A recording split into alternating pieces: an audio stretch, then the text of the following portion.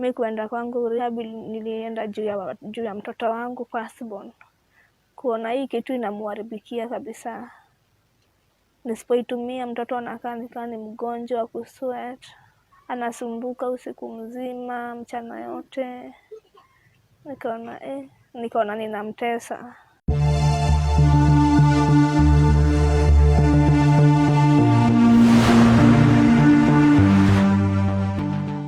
Drug addiction is highly prevalent among the youth, especially in the informal settlements. Now today, a young couple shares their journey of recovery that has lasted 3 years. A journey that is full of hope. Okay, my name is Whitney Wanjiku. Niko na miaka 25, mimi ni wa 1995. I'm a recovering addict. I'm a mother of 2 children. I'm a recovering addict from heroine. Nilianza kutumia heroine nikiwa form 4 juu ya influence ya mabeste. Hivyo nikashindwa kuachana nayo, ikabaki sana hiyo ndio kitu sana inatafutia pesa. Nikaacha hadi mambo ya masomo, kila kitu nikaachana nayo, nikabaki sana hiyo tu ndio natafutia. Nikakuja nikapata mtoto wangu wa kwanza Mariana.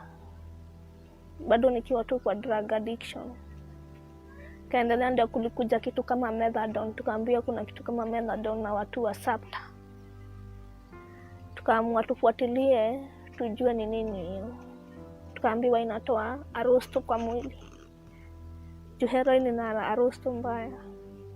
Sisi tukafuatana nayo, tukaambiwa ni methadone. Tukaenda tukaanza kukunywa hiyo methadone. Nikaanza kukunywa methadone Mathare na mtoto wangu akiwa wa 3 months. Nikaikunywa mpaka saa hii niko na mtoto mwingine bado nakunywa, naendelea kuikunywa ndio ni recover hiyo kitu itoke kwa mwili yangu. Na imekuwa ni challenge juu kupata fare ya kwenda huko ni shida. Juu huwezi pata mtu atakuandika kazi jioni kuanzia saa 8 ukitoka mat. Sasa inabaki you struggle for it. Mimi mamangu ndiye alikuwa ananisaidianga, venye alikuja akadedi, nikabaki sasa sina mtu anaweza nisaidia, ndio ikabaki sababu mtoto ang'ang'ane. Tuweze kupata fare, chakula na mali tunaweza kaa tu poa. Sasa imekuwa tu ni challenge tu, tunaendeleanga tu hivyo tu, tukipata ni sawa, tukikosa bado tu ni sawa. Imekuwa sana ni challenge ya life. Sisi wote we are recovering addicted baba watoto. Tumekuwa tu tukikaa tu hivyo. Juu hata yeye hana wazazi, kanakaa tu kama mimi.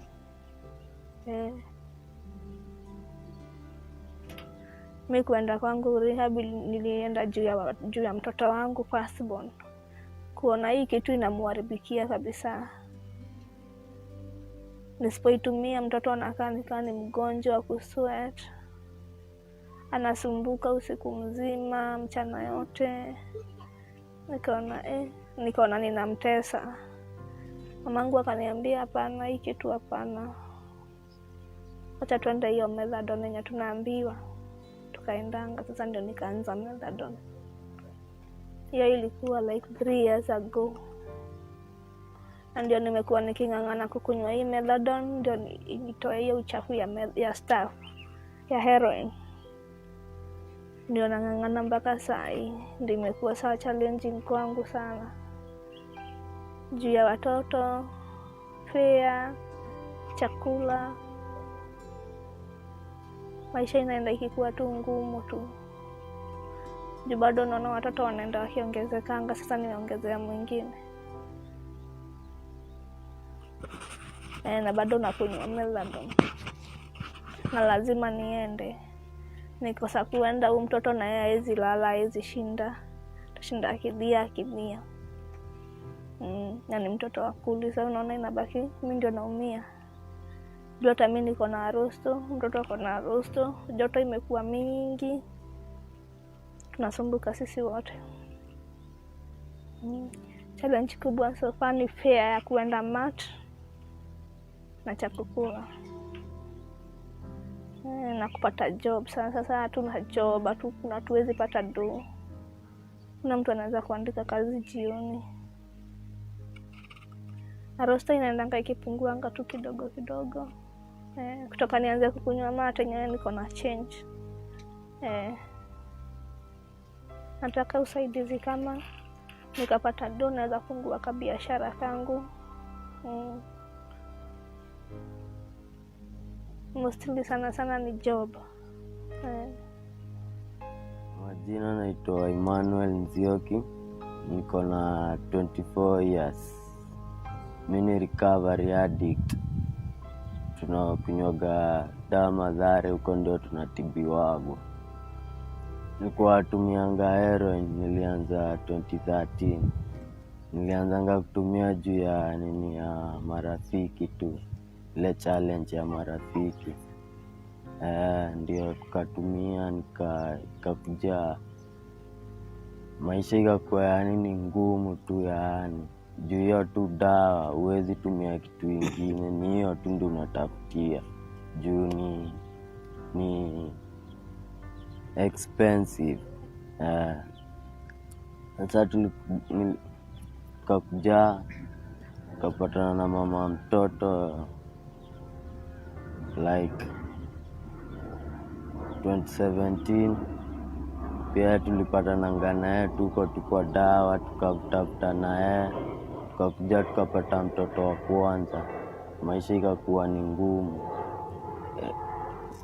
Ukatokea kikundi inaitwa Sapta ya kupeleka watu huko Mathare. Si watu tukakimbililia huko, tukapeleka huko Mathare, ndio tukasaidika. Bado maisha imekuwa ni ngumu tu bado. Pia kwenda huko imekuwa ni ngumu, kupata cha kukula imekuwa ni ngumu. Juu tunatoka huko asubuhi tunarudi saa 8 kupata kazi bado ni ngumu. Sasa imekuwa ni hard. Mabeste hawezi kusaidia kila siku. Unaona? Sasa ikakuwa ni ngumu. Sasa niko na watoto wawili. Challenge imekuwa ni ngumu, ni fair tu ya kwenda huko kila siku. Imekuwa ni ngumu kupata hiyo fair. Na bado watoto wawili, bado kupata chakula imekuwa ni ngumu. Sasa ni kung'ang'ana. Ningependa nipate hata ni rehab, niishi juu huko sitakuwa tumia fare yote.